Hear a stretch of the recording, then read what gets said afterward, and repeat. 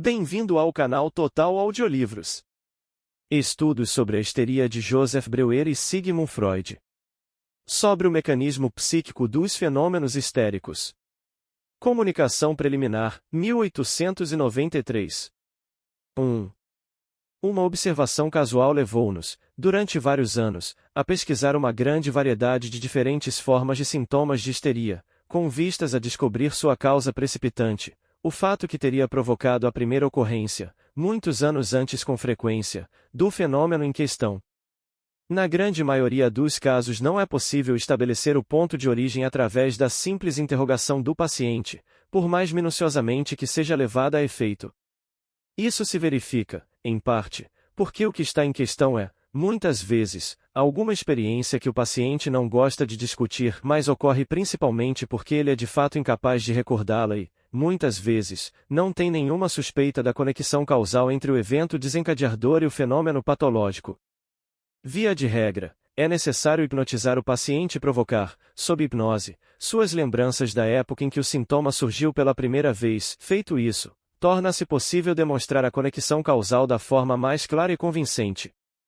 Esse método de exame tem produzido, num grande número de casos, resultados que se afiguram valiosos tanto do ponto de vista teórico como do ponto de vista prático. Eles são teoricamente valiosos porque nos ensinaram que os fatos externos determinam a patologia da histeria numa medida muito maior do que se sabe e reconhece. Naturalmente, é óbvio que, nos casos de histeria traumática, o que provoca os sintomas é o acidente. A ligação causal evidencia-se igualmente nos ataques histéricos quando é possível deduzir dos enunciados do paciente que, em cada ataque, ele está alucinando o mesmo evento que provocou o primeiro deles. A situação é mais obscura no caso de outros fenômenos. Nossas experiências, porém, têm demonstrado que os mais variados sintomas, que são ostensivamente espontâneos, como se poderia dizer, produtos idiopáticos da histeria, estão tão estritamente relacionados com o trauma desencadeador quanto os fenômenos a que acabamos de aludir e que exibem a conexão causal de maneira bem clara. Os sintomas cujo rastro podemos seguir até os referidos fatores desencadeadores deste tipo abrangem nevralgias e anestesias de naturezas muito diversas, muitas das quais haviam persistido durante anos, contraturas e paralisias, ataques histéricos e convulsões epileptoides, que os observadores consideravam como epilepsia verdadeira, petit mal e perturbações da ordem dos tiques, vômitos crônicos e anorexia, levados até o extremo de rejeição de todos os alimentos, várias formas de perturbação da visão, alucinações visuais constantemente recorrentes, etc. A desproporção entre os muitos anos de duração do sintoma histérico e a ocorrência isolada que o provocou é o que estamos invariavelmente habituados a encontrar nas neuroses traumáticas.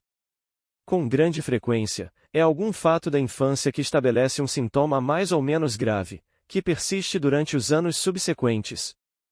Muitas vezes, a ligação é tão nítida que se torna bem evidente como foi que o fato desencadeante produziu um dado fenômeno específico, de preferência a qualquer outro. Nesse caso, o sintoma foi de forma bem óbvia determinado pela causa desencadeadora. Podemos tomar como exemplo muito comum uma emoção penosa surgida durante uma refeição, mas suprimida na época, e que produz então náuseas e vômitos que persistem por meses sob a forma de vômitos histéricos. Uma jovem que velava o leito de um enfermo, atormentada por uma grande angústia, caiu num estado crepuscular e teve uma alucinação aterrorizante, enquanto seu braço direito, que pendia sobre o dorso da cadeira, ficou dormente. Disso proveio uma paresia do mesmo braço, acompanhada de contratura e anestesia. Ela tentou rezar, mas não conseguiu encontrar as palavras. Por fim, conseguiu repetir uma oração para crianças em inglês. Posteriormente, ao surgir uma histeria grave e altamente complicada, ela só conseguia falar, escrever e compreender o inglês, enquanto sua língua materna permaneceu ininteligível para ela por 18 meses. A mãe de uma criança muito doente, que finalmente adormecera, concentrou toda a sua força de vontade em manter-se imóvel a fim de não despertá-la. Precisamente por causa da sua intenção, produziu um ruído de a estalo-a com a língua. Um exemplo de a contravontade histérica. Esse ruído se repetiu numa ocasião subsequente em que ela desejava manter-se perfeitamente imóvel, tendo dele surgido um tique que, sob a forma de um estalido com a língua, ocorreu durante um período de muitos anos sempre que ela se sentia excitada. Um homem muito inteligente estava presente quando uma articulação da coxa anquilosada de seu irmão foi submetida a uma manobra de extensão sob a ação de um anestésico. No momento em que a articulação cedeu com um estalido, ele sentiu uma dor violenta em sua própria articulação, que persistiu por quase um ano. Outros exemplos poderiam ser citados. Em outros casos, a conexão causal não é tão simples. Consiste apenas no que se poderia denominar uma relação assimbólica entre a causa precipitante e o fenômeno patológico, uma relação do tipo da que as pessoas saudáveis formam nos sonhos. Por exemplo, uma nevralgia pode sobrevir após um sofrimento mental, ou vômitos após um sentimento de repulsa moral. Temos estudado pacientes que costumavam fazer o mais abundante uso dessa espécie de simbolização. Noutros casos ainda, não é possível compreender à primeira vista como os sintomas podem ser determinados à maneira como sugerimos. São precisamente os sintomas histéricos típicos que se enquadram nessa classe, tais como a hemianestesia, a contração do campo visual, as convulsões epileptiformes e assim por diante.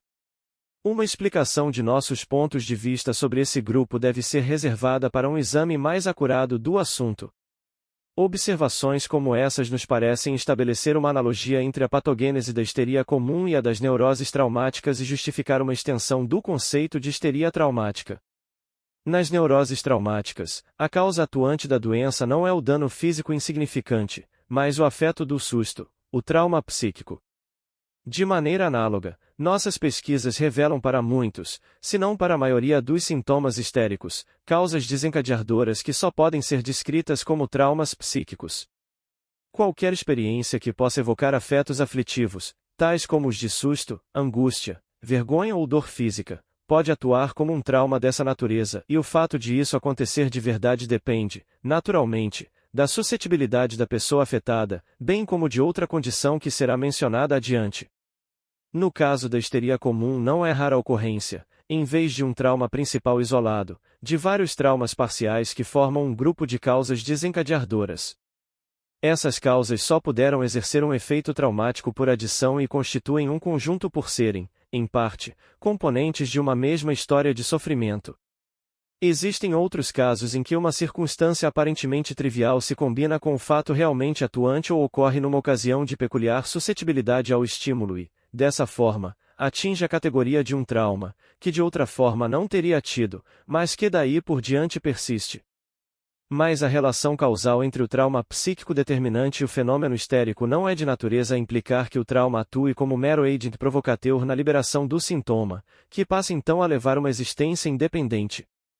Devemos antes presumir que o trauma psíquico, ou, mais precisamente, a lembrança do trauma, age como um corpo estranho que, muito depois de sua entrada, deve continuar a ser considerado como um agente que ainda está em ação, e encontramos a prova disso num fenômeno invulgar que, ao mesmo tempo, traz um importante interesse prático para nossas descobertas.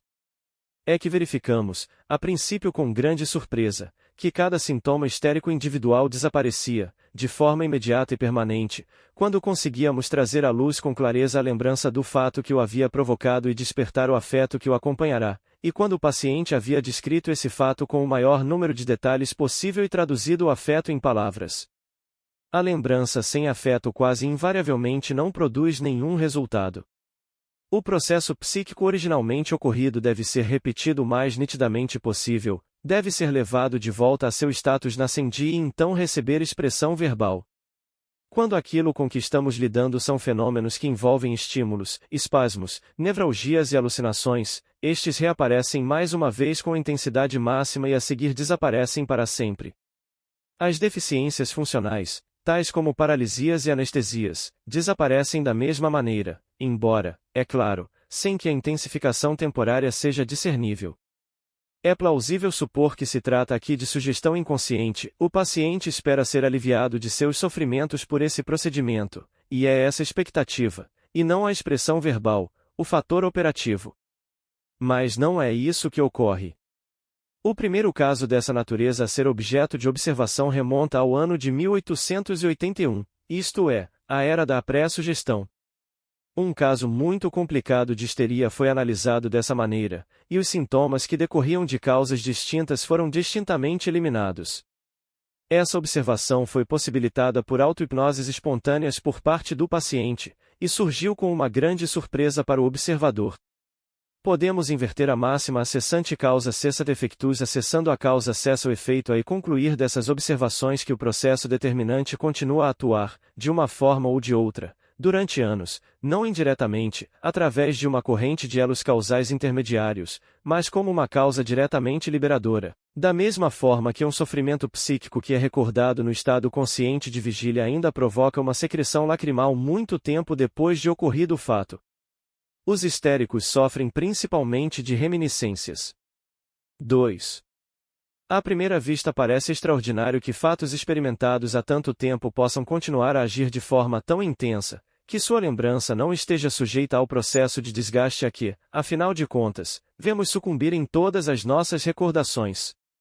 Talvez as considerações que se seguem possam tornar isso um pouco mais inteligível. O esmaecimento de uma lembrança ou a perda de seu afeto dependem de vários fatores.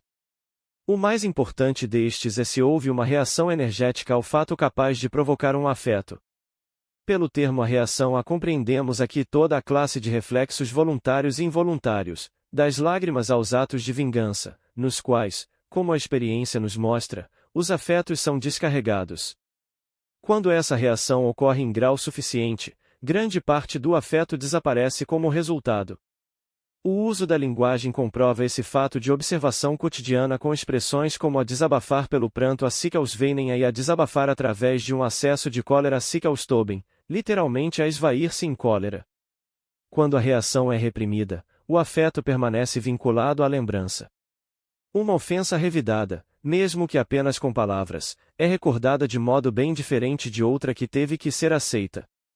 A linguagem também reconhece essa distinção, em suas consequências mentais e físicas, de maneira bem característica. Ela descreve uma ofensa sofrida em silêncio como uma mortificação a cranco, literalmente, a fazer adoecer.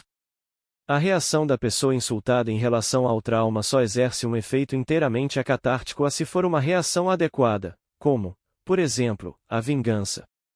Mas a linguagem serve de substituta para a ação, com sua ajuda. Um afeto pode ser reagido a quase com a mesma eficácia. Em outros casos, o próprio falar é o reflexo adequado, quando, por exemplo, essa fala corresponde a um lamento ou é a enunciação de um segredo torturante, por exemplo, uma confissão. Quando não há uma reação desse tipo, seja em ações ou palavras, ou, nos casos mais benignos, por meio de lágrimas, qualquer lembrança do fato preserva sua tonalidade afetiva do início. A aberração, contudo, não é o único método de lidar com a situação para uma pessoa normal que tenha experimentado um trauma psíquico.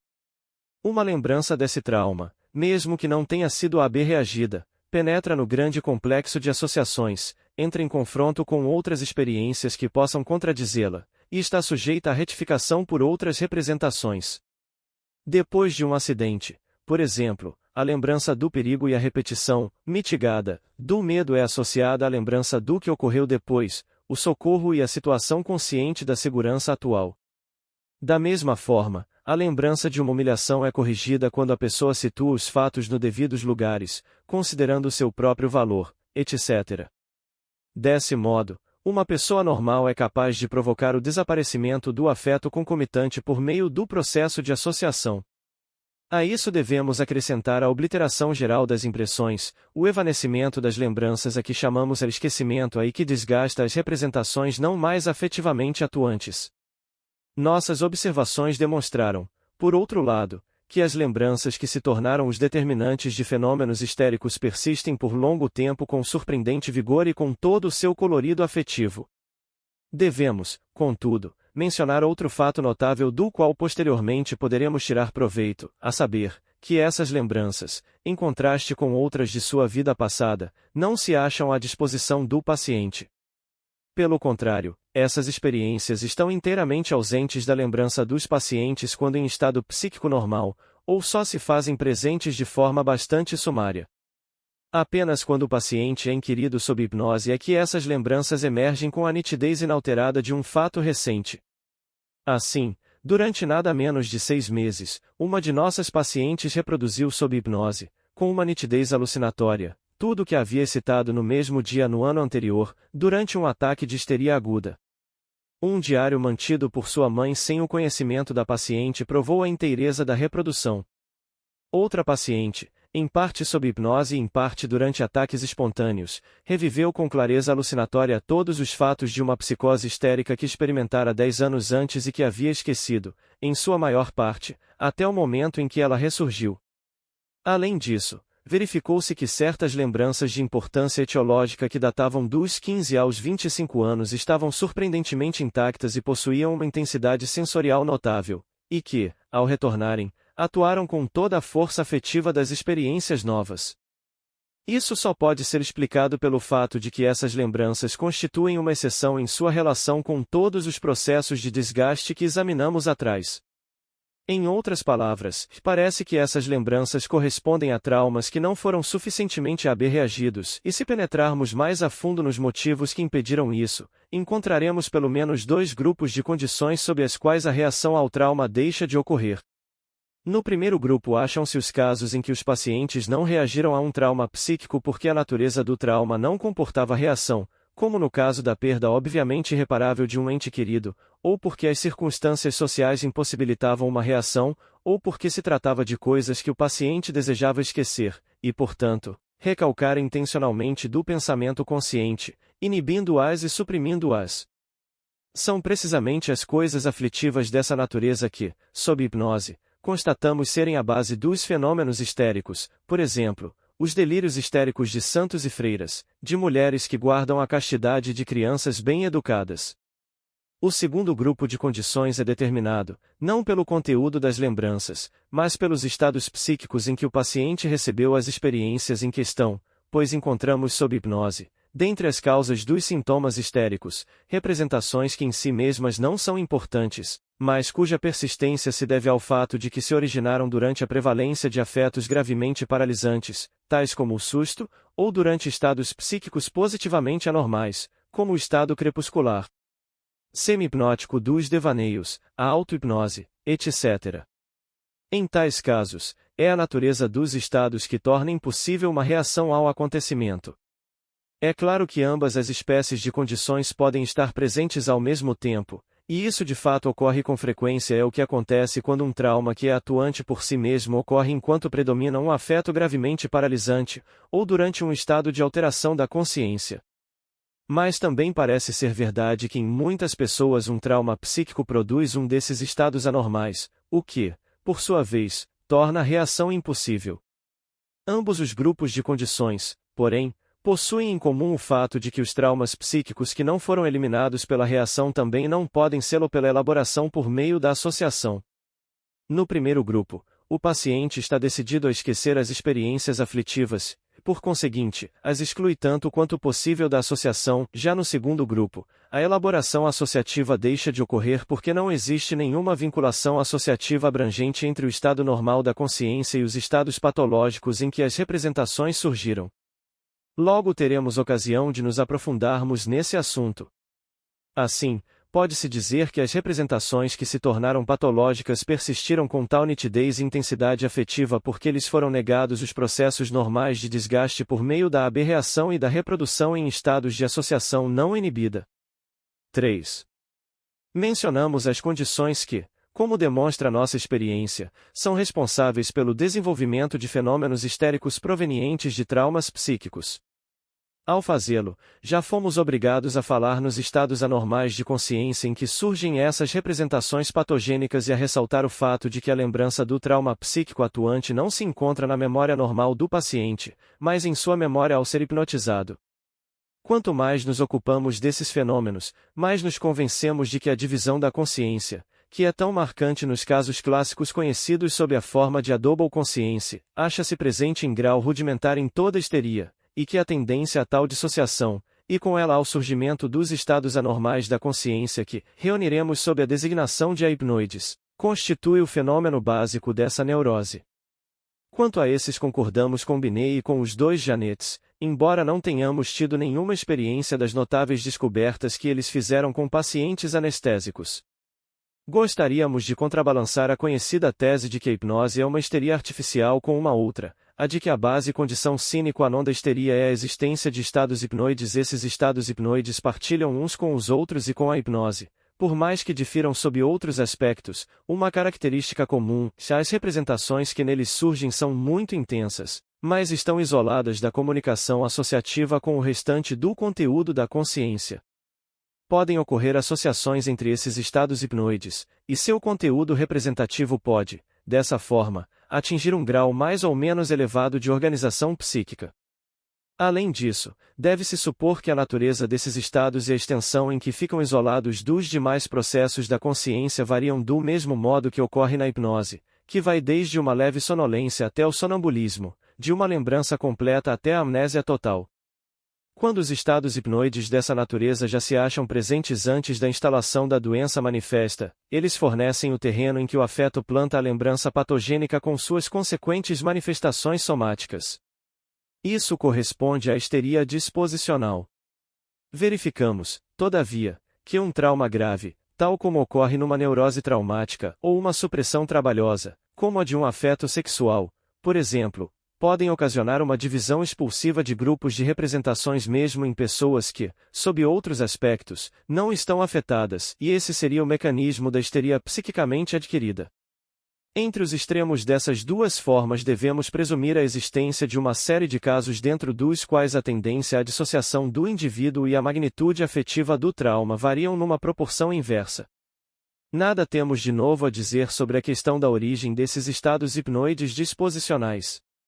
Ao que parece, eles frequentemente emergem dos devaneios que são tão comuns até mesmo nas pessoas sadias e aos quais os trabalhos de costura e ocupações semelhantes tornam as mulheres particularmente propensas. Por que é que as associações patológicas surgidas nesses estados são tão estáveis, e por que é que exercem uma influência tão maior sobre os processos somáticos do que costumam fazer as representações? São perguntas que coincidem com o problema geral da eficácia das sugestões hipnóticas. Nossas observações não trazem nenhuma nova contribuição para esse assunto, mas lançam luz sobre a contradição entre a máxima a histeria é uma psicose e o fato de que, entre os histéricos, podem-se encontrar pessoas da mais lúcida inteligência, da maior força de vontade, do melhor caráter e da mais alta capacidade crítica. Essa caracterização é válida em relação a seus pensamentos em estado de vigília, mas, em seus estados hipnoides, elas são insanas, como somos todos nos sonhos. Todavia, enquanto nossas psicoses oníricas não exercem nenhum efeito sobre nosso estado de vigília, os produtos dos estados hipnoides intrometem-se na vigília sob a forma de sintomas histéricos. 4. O que afirmamos sobre os sintomas histéricos crônicos pode ser aplicado quase que integralmente aos ataques histéricos.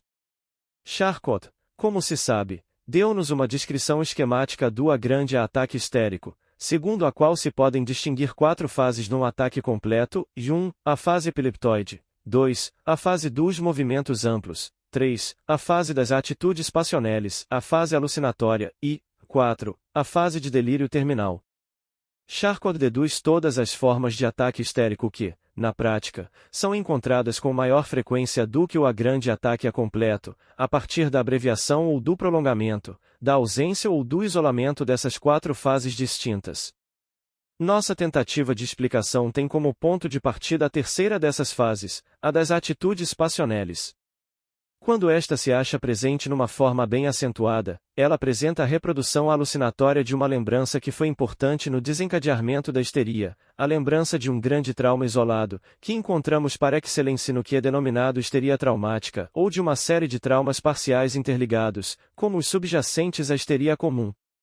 Ou, finalmente, o ataque pode reviver os fatos que se tornaram relevantes em virtude de sua coincidência com um momento de predisposição especial ao trauma. Entretanto, há também ataques que parecem consistir exclusivamente em fenômenos motores e nos quais a fase de atitudes passioneles se acha ausente. Quando se consegue entrar em rapport com o paciente durante um ataque como esse, de espasmos clônicos generalizados ou rigidez catalética, ou durante um ataque de someio acesso de sono, ou quando, melhor ainda, se consegue provocar o acesso sob hipnose, verifica-se que também aqui há uma lembrança subjacente do trauma psíquico ou da série de traumas, que, de modo geral, chama a nossa atenção numa fase alucinatória. Dessa forma, durante anos, uma menina sofreu ataques de convulsões generalizadas que poderiam ser, e realmente foram, considerados como epiléticos. Ela foi hipnotizada com vistas a um diagnóstico diferencial, e de imediato teve um de seus acessos. Perguntaram-lhe o que estava vendo e ela respondeu: o cachorro. O cachorro está vindo, e de fato verificou-se que tivera o primeiro de seus ataques após ter sido perseguida por um cão feroz. O êxito do tratamento confirmou o diagnóstico. Por sua vez, um funcionário que ficará histérico em decorrência de ser maltratado por seu superior sofria de ataques em que caía no chão e tinha acessos de raiva, mas sem dizer uma só palavra ou demonstrar qualquer sinal de alucinação. Foi possível provocar um ataque sob hipnose, e o paciente então revelou estar revivendo a cena em que seu patrão o insultara na rua e batera nele com a bengala. Dias depois o paciente voltou e queixou-se de ter tido outro ataque da mesma natureza. Nessa ocasião, verificou-se sob hipnose que ele estivera revivendo a cena com que estava relacionada à instalação real da doença, e a cena no tribunal em que ele não conseguirá obter reparação pelas injúrias sofridas. Também em todos os demais aspectos as lembranças que emergem ou podem ser provocadas nos ataques histéricos correspondem às causas desencadeadoras que temos encontrado na raiz dos sintomas histéricos crônicos. Tais como estas últimas causas, as lembranças subjacentes aos ataques histéricos relacionam-se com traumas psíquicos que não foram eliminados pela aberração ou pela atividade associativa do pensamento. À semelhança delas, estas estão, quer inteiramente, quer em seus elementos essenciais, fora do alcance da lembrança da consciência normal, e mostram pertencer ao conteúdo representativo dos estados hipnoides de consciência, com associação restrita. Por fim, também o teste terapêutico pode ser aplicado a elas. Nossas observações nos têm com frequência ensinado que uma recordação dessa espécie, que até então havia provocado ataques, deixa de ser capaz de fazê-lo depois que os processos de reação e de correção associativa são a ela aplicados sob hipnose. Os fenômenos motores dos ataques histéricos podem ser parcialmente interpretados como formas universais de reação apropriadas ao afeto que acompanha a lembrança, tais como espernear e agitar os braços e pernas, o que até mesmo os bebês de tenra idade fazem, e em parte como uma expressão direta dessas lembranças, mas em parte, como no caso dos estigmas histéricos verificados entre os sintomas crônicos, não podem ser explicadas dessa maneira. Os ataques histéricos, além disso, são especialmente interessantes se tivermos em mente uma teoria que mencionamos atrás, a saber, que na histeria certos grupos de representações que se originam nos estados hipnoides estão presentes e são isolados da ligação associativa com as outras representações, mas podem associar-se entre si, formando assim o rudimento mais ou menos altamente organizado de uma segunda consciência, uma condition secundi. Se assim for, um sintoma histérico crônico corresponderá à intrusão desse segundo estado na inervação somática, que, em geral, se acha sob o controle da consciência normal. O ataque histérico, por outro lado, é prova de uma organização mais elevada desse segundo estado. Quando o ataque surge pela primeira vez, indica um momento em que essa consciência hipnoide adquiriu controle sobre toda a existência do indivíduo, indica, em outras palavras, uma histeria aguda, quando ocorre em ocasiões subsequentes e contém uma lembrança, indica um retorno daquele momento. Charcot já sugeriu que os ataques histéricos constituem uma forma rudimentar de uma condition secundi. Durante o ataque, o controle sobre toda a inervação somática passa para a consciência hipnoide, a consciência normal, como demonstram observações bem conhecidas, nem sempre é inteiramente recalcada. Ela pode até mesmo perceber os fenômenos motores do ataque, enquanto os fatos psíquicos concomitantes ficam fora de seu conhecimento. O curso característico de um caso grave de histeria é, como sabemos, o seguinte: e de início, forma-se um conteúdo representativo durante os estados hipnoides. Quando esse conteúdo aumenta de forma suficiente, ele assume o controle, durante um período de histeria aguda, da inervação somática e de toda a existência do paciente, criando sintomas crônicos e ataques. Depois disso, desaparece, a não ser por certos resíduos.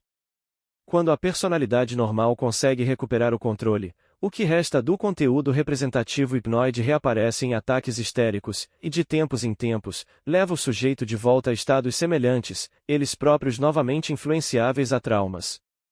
Um estado de equilíbrio, por assim dizer, pode então ser estabelecido entre os dois grupos psíquicos que se combinam na mesma pessoa, e os ataques histéricos e a vida normal prosseguem lado a lado sem que um interfira no outro. O ataque ocorre de modo espontâneo, como fazem as lembranças nas pessoas normais, contudo, é possível provocá-lo, do mesmo modo que qualquer lembrança pode ser suscitada de acordo com as leis da associação. Pode-se provocá-lo, quer pela estimulação de uma zona esterogênica, quer por uma nova experiência que o desencadeia graças a uma semelhança com a experiência patogênica. Esperamos poder demonstrar que essas duas espécies de determinantes, embora pareçam tão diferentes, não diferem quanto aos pontos essenciais, mas que em ambas uma lembrança hiperestésica é evocada. Em outros casos esse equilíbrio é muito instável. O ataque surge como manifestação do resíduo da consciência hipnoide sempre que a personalidade está esgotada e incapacitada. Não se pode afastar a possibilidade de que, nessa situação, o ataque tenha sido despojado de seu significado original e esteja recorrendo como uma reação motora sem qualquer conteúdo. Cabe a uma pesquisa ulterior descobrir o que é que determina se uma personalidade histérica se manifestará em ataques, em sintomas crônicos ou numa mistura de ambos. 5. Agora poderá ficar claro por que o método psicoterápico que descrevemos nestas páginas tem um efeito curativo. Ele põe termo à força atuante da representação que não fora bem reagida no primeiro momento, ao permitir que seu afeto estrangulado encontre uma saída através da fala e submete essa representação à correção associativa, ao introduzi-la na consciência normal, sob hipnose leve, ou eliminá-la por sugestão do médico, como se faz no sonambulismo acompanhado de amnésia. Em nossa opinião, as vantagens terapêuticas desse método são consideráveis. Naturalmente, é verdade que não curamos a histeria na medida em que ela dependa de fatores disposicionais.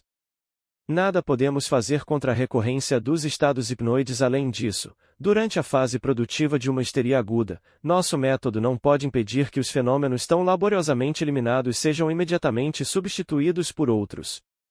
Tão logo passa essa fase aguda, porém, quaisquer resíduos que possam ter ficado sob a forma de sintomas crônicos ou ataques costumam ser removidos de forma permanente por nosso método, porque ele é radical, e nesse sentido ele nos parece muito superior em sua eficácia à remoção através da sugestão direta, tal como é hoje praticada pelos psicoterapeutas.